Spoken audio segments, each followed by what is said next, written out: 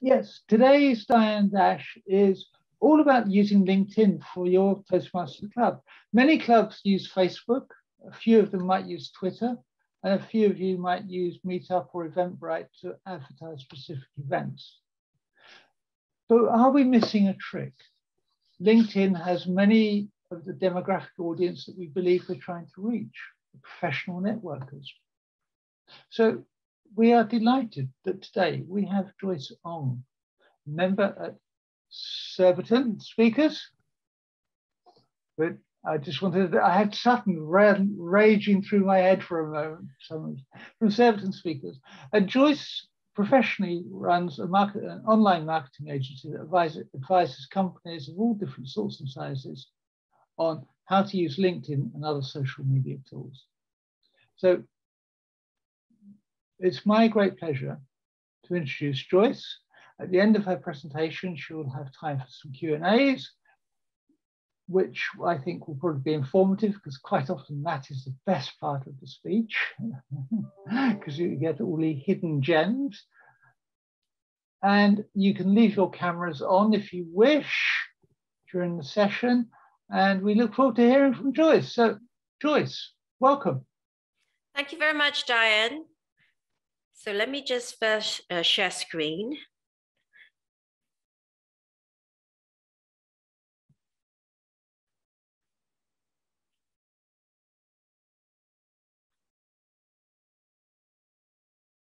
I hope that everyone can see the slides and hear me well.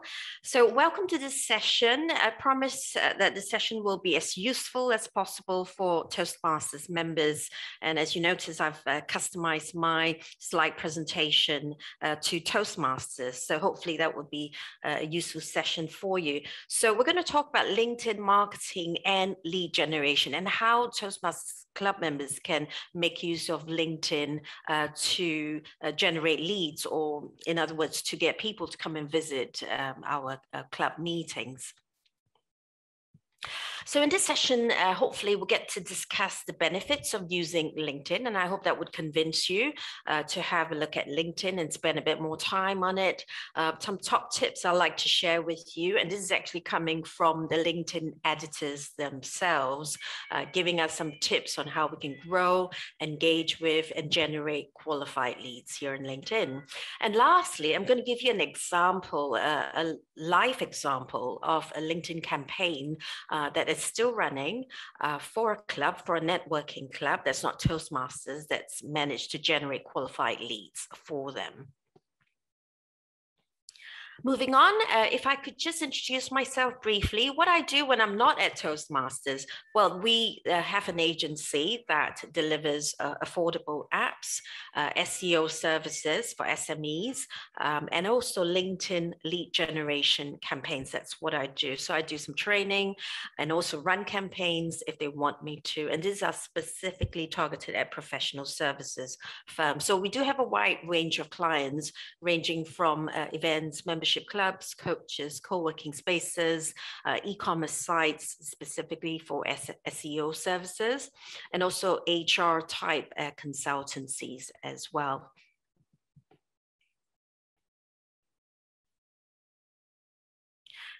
So I'm going to touch on three main benefits I see for people, for us all to use LinkedIn. So the first benefit being, of course, as we may know, Google loves LinkedIn. If you ever notice, if your LinkedIn account is optimized and you've completed your account, you fill in all the sections on your LinkedIn page, you will find that if you do a Google search on your name, your LinkedIn profile would typically come up first or somewhere pretty much near the top in a Google search results. And that is because Google loves LinkedIn. LinkedIn has a domain authority. Well, SEO people within the industry would call it a domain authority score of 98 out of 100. And that's the same with Facebook as well. So LinkedIn does trust content coming from Facebook or LinkedIn in this case. And that's why your personal profile would typically pop up very much near the top, if not at the top of Google's searches. The second reason for using LinkedIn is that you can find a wide range of decision makers from different industries. And you can actually, on your LinkedIn profile, and this is the free version of LinkedIn, you don't actually have to pay for a premium version or anything like that. If you look at your LinkedIn profile, you will notice that under network, under the top menu, it says network. If you click on that, it actually gives you all your connections, and also more importantly, it allows you to filter your audience. So you can actually select new people or your existing connections. You can filter them according to location, where they're based, the industries they're from, the associations that you are part of, the alumni that, the same alumni that you come from, and you can search for members under the same association. So you're able to filter your list of people that you want to reach out to on LinkedIn, simply with a free version of LinkedIn. And so that's a really powerful tool in itself. There's no need for us all to spend advertising money to find our audience, unlike Google pay-per-click, which is very expensive nowadays. It can be quite expensive. Or Facebook or Instagram ads, for example, which all cost money. So LinkedIn is actually allows you a free way of finding your audience, reaching out to them, engaging with them, and actually generating qualified leads from your audience. The third reason to engage with LinkedIn is LinkedIn, if you notice a couple of years ago, and I don't remember when this happened exactly, before Microsoft took over LinkedIn, LinkedIn was just a dusty old social media platform that people would just dismiss as just a recruiter's platform, or it's a platform just for people looking for jobs. That's no longer the case. And since Microsoft has taken over LinkedIn a couple of years ago, they have introduced a whole new suite of really exciting marketing features, some of which you may recognize look quite similar to Instagram and Facebook, but for a good reason on LinkedIn. So some of these exciting marketing features are LinkedIn events. So for example, if you have a Toastmasters meeting, you can post the meeting using the LinkedIn events tool to get people to come and visit. LinkedIn articles, where you can write about your thought leadership articles on LinkedIn itself. Video cover story that allows you 30 seconds on your headshot profile to talk about anything you want, to promote anything you want. So that's quite an exciting new marketing feature there. Polls as well often generates really quick engagement on LinkedIn when you have a poll up as a post. And also other features such as audio messaging, video messaging. These are tools which you actually find on your LinkedIn inbox itself. So it's like a WhatsApp messaging tool. Instead of writing a text message to someone, you can actually record a message or even have a video messaging. And this is LinkedIn's very own video messaging tool. Or if you prefer, you can use Zoom as well. LinkedIn actually allows you to automatically generate a Zoom link for you to connect with people. So these are really convenient ways to connect with people just on the platform itself. So I hope that's convinced you somewhat to have a look at LinkedIn to see how it can help you. A couple of top tips here I'd like to share with you to help you to generate interest, engagement, and visits, hopefully to a Toastmasters meeting, but without the sales pitch. And this is all using a free version of your LinkedIn account. As I mentioned early on, these are tips from the LinkedIn editors themselves. In fact, this was just published yesterday in the regular LinkedIn newsletters, which I get from the editors. So some of these may sound like common sense to you, but it's good for us to be reminded of the basic principles of getting engagement. So the first thing, start and be part of conversations. When you get people talking about your content would show up more in feeds, and this then fans out to your connections networks as well. For example, when a piece of content goes viral. And in exchange, when you comment on someone else's post, you're able to reach out to that person's audience as well when you make a comment on their post. And when you do that, you find that they will start to reciprocate and comment on your feed. So start and be part of conversations there on LinkedIn. The second thing is to focus on the long game. So don't judge your success on LinkedIn, by just any one piece of content alone. As you know, it takes time for your content to start getting traction, interest, engagement, and likes from people. So the thing to not do is, as I see some people try to do, they try to game the algorithm piece by piece. So they try and figure out, try and guess, if they do this little action today, how would the algorithm react to that? So my suggestion, and this is LinkedIn's suggestion as well, don't try to game the algorithms, because there's so many algorithms in place all at the same time, all running at the same time on LinkedIn. It would be almost impossible to try and guess them all. And besides, these algorithms do change as well. So if you try to game the algorithm, of course, you're going to end up creating content not for human beings. So this is a process that probably will take, if you're starting out on LinkedIn, I would say 3 to 6 months at the very least for you to start seeing some results there on LinkedIn. The third thing to do is to know your audience goals and to create content that will interest that audience. So for example, if you want to reach people in a specific industry, or those people who are from the same association as you, that's always a good reason to connect with people. Professionals or business owners are local to you. So for example, if you're a Toastmasters club, and obviously, if you're doing face-to-face meetings, you might want to attract professionals in your area or local business owners local to you to come and visit your meetings. So you can absolutely do that with the free version of LinkedIn by targeting, as I mentioned earlier, according to the location, specific locations, industries, for example, even similar associations that you belong to, and then reach out to them and invite them to connect, and then invite them to attend your Toastmasters meetings. Obviously, when we first start out, it's not always easy to know what works and what doesn't work with the content. So LinkedIn's advice is always to keep publishing content and experiment with the different types of content that you have, and see what works and what doesn't work. And when you see something that actually works, that actually starts a conversation, gets people going, gets people commenting, then obviously you want to do more of that. So the only way to know for sure what works is to test. And lastly, maintaining trust with people. So the whole point of being on LinkedIn is to maintain trust with people so that people will start to engage more with you.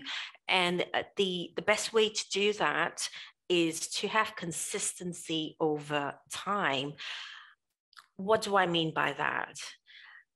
It's always much better to, for example, if you do decide that you're going to post one piece of content a week, no more, it's always more important to do this consistently over time. And that's far more important than, say, posting a piece of content every day for 3 months and then not posting anything at all for the next 6 months or so. That's not going to help at all. So if you do decide to engage once a week, then please make it a point to do so and be consistent with your content.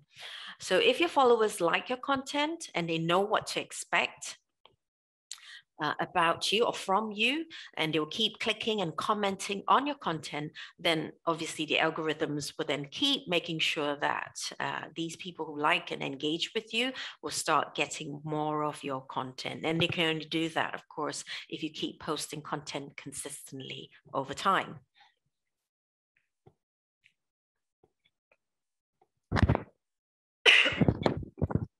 So here, I just want to show you an example. This is a brilliant example of someone I'm working with. His name is Piyush Patel. I just want to show you his LinkedIn profile. So this is his personal LinkedIn profile. And as you can see, there's no prizes for guessing. He works for the FSB. He's a Federation of Small Business Advisor. He is tasked with business development for the FSB. So his profile speaks for itself. And Piyush is very good at engaging business owners to come to his content, to engage with them.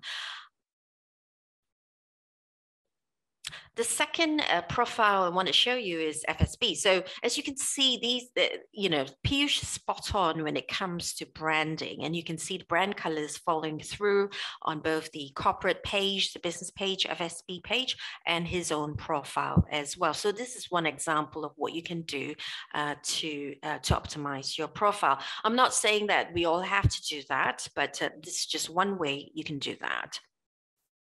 Or you can talk about, for example, if you want to start engaging people with Toastmasters, you can talk about your Toastmasters activities, what you do there on your post itself. It doesn't have to be on your banner itself. Piyush, funnily enough, interestingly enough, also has another profile, which is a personal profile that he has.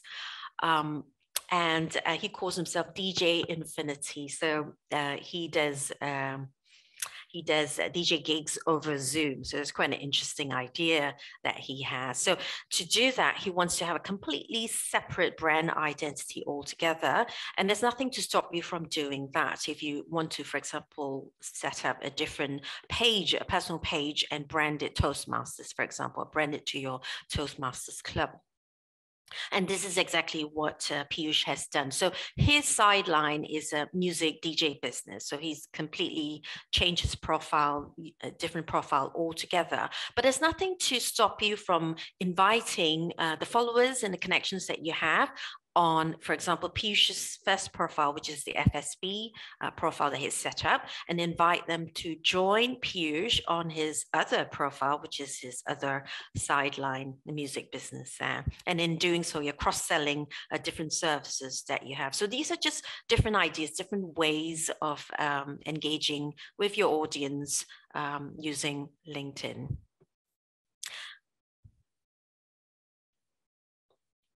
So finally, I just want to touch on LinkedIn outreach, and hopefully that's helpful for some of you who are thinking of running campaigns on LinkedIn to get people to visit Toastmasters Club sessions, your sessions there.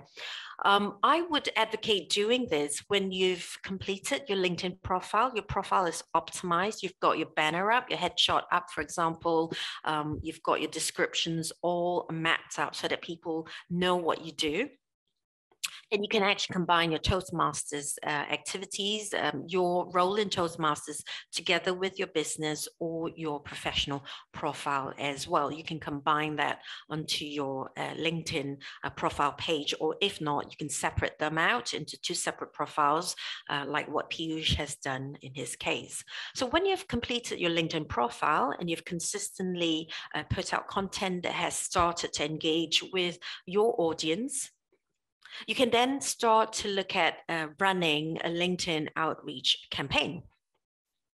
So a LinkedIn outreach campaign, what I mean by that is it's actually a direct messaging campaign. It's somewhat similar to an email campaign, running an email sequence, for example, except that this is, of course, going to be a finite sequence of messages that you send out with your audience. And this would often come with a simple call to action. The simpler, the better.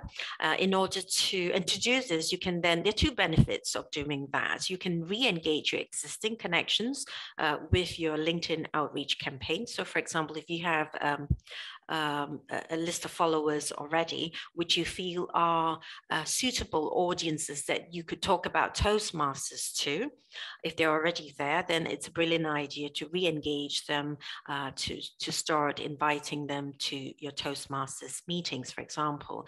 But if you find that your current audience does not really quite fit the Toastmasters profile, meaning to say that you're not quite sure if you want to invite them to your Toastmasters meetings. For example, they may be quite far away from you. They're not very local businesses or not local professionals. Then perhaps you might want to consider building out your audience and inviting the audience that you want to invite. And you can do this by filtering your audience and then inviting them to connect with you. So if you do this, and then you can start to build your audience faster. And at the same time, of course, you can start to bring visitors to your Toastmasters meetings as well. So just to give you an example of a campaign that we're running at the moment with a networking club based in London. So the goal of running these campaigns for that networking club is to get non-members to visit a networking meeting, and they have this every week, and then to consider taking up membership, which is priced at £658 per year.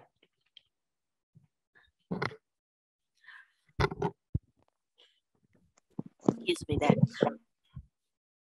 So all in, we sent out, well, reach out to 1,500, excuse me, and 31 new connections. So these are second or third degree connections. We approached them over a period of 6 weeks. There's no sales pitch there, in case you're wondering. We're not selling them anything at this point in time. We may talk about LinkedIn, we may talk about Toastmasters to them when these people attend the meetings itself. So we had a sequence of 3 to 4 direct messages in our campaign. We automated part of the campaign, but when we receive replies to our messages, our automated messages, we then manually respond to each and every one of these responses. Some results there. Out of these messages that we sent out, we had 29% responded or accepted the invitation to connect. And out of the 1,531 people, we had 1.7% or 26 people actually signed up to visit a meeting. So we had 26 qualified leads generated so far, and these are decision makers who are interested in attending the weekly meetings themselves. And so far, we've been running this campaign for 6 weeks. We've got 2 people who have indicated they'll be submitting a membership application there.